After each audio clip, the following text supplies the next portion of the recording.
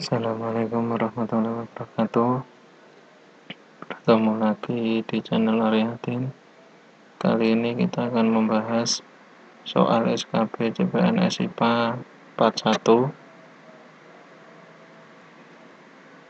Jangan lupa tekan tombol subscribe dan centang loncengnya. 1. Untuk menyelidiki pengaruh sinar matahari terhadap pertumbuhan tanaman, maka seorang siswa SD melakukan percobaan dengan menanam beberapa biji kacang hijau yang diambil dari tanaman kacang hijau varietas tertentu pada 3 media tanam yang sama. Media tanam tersebut diletakkan di kamar, di halaman, dan di ruang tamu. Setiap hari pada jam 11.00, siswa mengamati pertambahan panjang batang dalam 3 media tanam yang diletakkan pada lokasi yang berbeda tersebut. Berdasarkan kegiatan tersebut, yang menjadi variabel terikat adalah A. Jenis media tanam, B. Pertambahan panjang batang, C. Jenis kacang hijau, D. Lokasi untuk meletakkan media tanam, E. Waktu pengamatan. Jawaban B. Pertambahan panjang batang. Ini terikatnya karena yang diamati yaitu tentang pertambahan panjang batang. Soal nomor 2. Besi yang dibiarkan di ruang terbuka akan mudah berkarat. Hal ini disebabkan oleh A. Besi di ruang terbuka mudah mengalami penyusutan massa. B. Udara mengandung partikel air yang dapat bereaksi dengan besi. C. Udara yang dingin dapat membuat besi rusak. D. Suhu udara berubah-ubah. E. Besi tidak tahan udara panas. Jawaban B.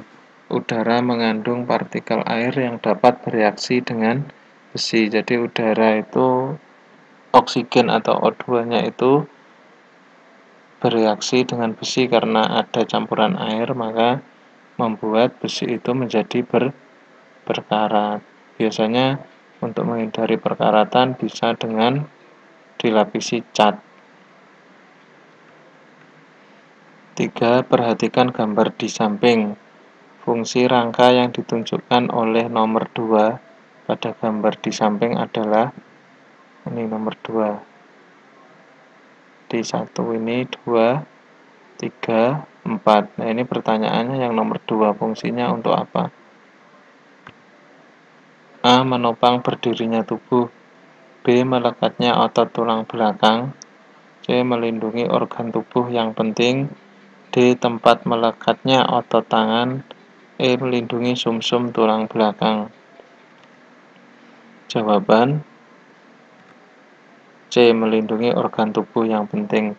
Jadi nomor 2 ini adalah tulang rusuk. Jadi fungsinya atau kegunaannya melindungi organ tubuh yang penting seperti paru-paru, jantung, itu kan berada hati, itu berada di dalam sini.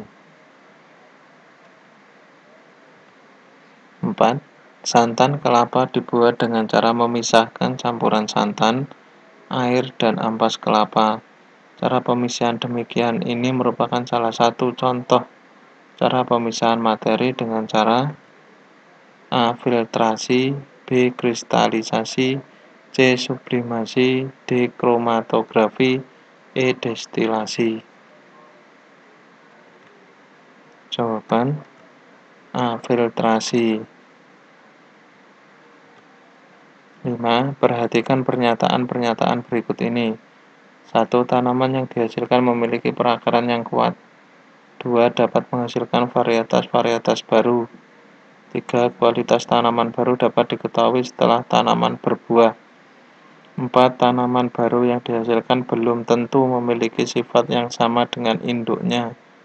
5. Biaya yang dikeluarkan relatif murah. 6. Umur tanaman akan lebih lama. 7. Varietas yang baru muncul belum tentu lebih baik. 8. Waktu berbuah lebih lama. pernyataan di atas yang merupakan kelebihan teknik perkembangbiakan tumbuhan secara generatif adalah, jadi kalau generatif itu perkembangbiakan dengan cara kawin. A 1, 2, 3, dan 6, B 1, 2, 5, dan 6, C 1, 3, 4, dan 6, D 1, 2, 3, dan 4, E 5, 6, 7, dan 8. Jawaban B 1, 2, 5, dan 6. Jadi kelebihan teknik perkembangbiakan dengan generatif yaitu yang pertama, tanaman yang dihasilkan memiliki perakaran yang kuat, jadi akarnya kuat. 2. Dapat menghasilkan varietas-varietas baru, jenisnya dapat dihasilkan dengan cara generatif ini. Selanjutnya 5. Biaya yang dikeluarkan relatif murah karena secara generatif, secara alami ini. 6. Umur tanaman akan lebih lama.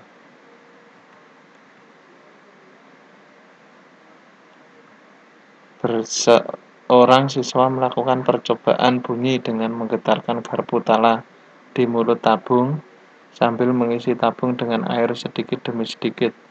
Suara garpu tala terdengar paling keras ketika air mencapai ketinggian 10 cm. Jadi ini tingginya 1 meter, ini suara yang paling keras ketika air mencapai 10 cm. Berdasarkan data di atas, panjang gelombang garpu tala adalah A 60 cm, B 120 cm, C 240 cm, D 360 cm, E 480 cm. Jawaban D 360 cm. Ini untuk caranya nanti ada di akhir video, silahkan dilanjutkan sampai akhir. Ini karena keterbatasan tempat, jadi caranya tidak saya tulis di sini. Ini hanya jawabannya. Jadi jawabannya yang D, panjang gelombang garpu tala 360 cm. Pemasangan rel kereta api yang diberi tanda X dimaksudkan untuk ini. Ini ada tanda X. Apa tujuannya? Apa maksudnya?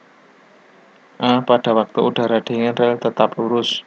Pada waktu kereta direm, rel tidak bengkok. Pada siang hari yang terik, rel tidak bengkok. D. Pada malam hari yang dingin, rel tidak bengkok. E. Pada waktu dilewati kereta, rel tidak goyang. Jawaban C. Pada siang hari yang terik, rel tidak bengkok. Jadi pada waktu terik panas, bajanya rel ini akan mengalami pemuaian atau mengalami pertambahan panjang. Jadi kalau dikasih sekat itu supaya tidak bengkok. 8. Perhatikan gambar. Nih gambarnya, ada gambar mata. Pada lukisan jalannya sinar sejajar yang jatuh pada lensa mata, ternyata sinar biasnya jatuh seperti tampak pada gambar. Jenis cacat mata yang dialami mata tersebut dan jenis lensa untuk menolong cacat mata tersebut adalah, ini gambarnya ini berada di jatuh di depan retina. A. Hipermetropi lensa cekung, B. Hipermetropi lensa cembung, C. Miopi lensa cekung, D. Miopi lensa cembung, E. Emetropi lensa cekung. Jawaban C. Miopi, dan sakit ini bisa ditolong dengan lensa cekung. Perhatikan gambar rangkaian berikut ini rangkaian listrik. Apabila diketahui R1, R itu berarti hambatannya sama dengan 60 ohm, R2 sama dengan 30 ohm, dan R3 sama dengan 20 ohm, besarnya I2 adalah I berarti arusnya, R itu hambatan, I itu lambang arus, V itu lambang tegangan. A 0,2 ampere, B 0,4 ampere, C 0,6 ampere, D 0,8 ampere, E 1,2 ampere. Jawaban B 0,4 ampere. Ini caranya sama, nanti di akhir video akan ada penjelasan di mana caranya. 10. Pak Prajana sedang berada di mobil angkutan yang sedang melaju. Dia membawa segelas air teh tanpa tutup yang ia letakkan di dashboard atau rak minuman. Tiba-tiba sopir angkot mengerem mendadak. Berdasarkan pemahaman Anda tentang pengaruh gaya pada gerak benda, apa yang akan terjadi pada air dalam gelas yang ditaruh di dashboard tersebut? A. Air akan diam. B. Air tumpah ke sembarang arah. C. Air tumpah ke belakang.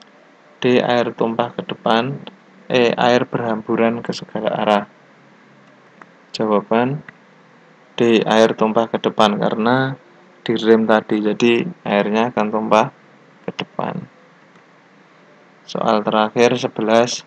Contoh peristiwa berikut yang merupakan penerapan konsep sains kaitannya dengan teknologi, lingkungan, dan masyarakat adalah A. Penggunaan waterpass pada pemasangan keramik di lantai. B. Penggunaan racun tikus untuk mengurangi serangan wabah hama tikus. C. Penggunaan pompa air sebagai sarana irigasi di persawahan bagi petani. D. Penggunaan dongkrak hidrolik pada bengkel mobil.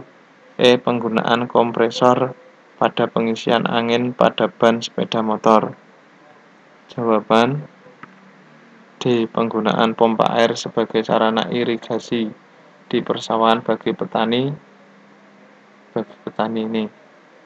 Jadi teknologi lingkungan dan masyarakat yaitu dengan penggunaan pompa air. Nah, ini tadi yang saya jelaskan tadi. Untuk pembahasan bisa di-download di deskripsi video ini.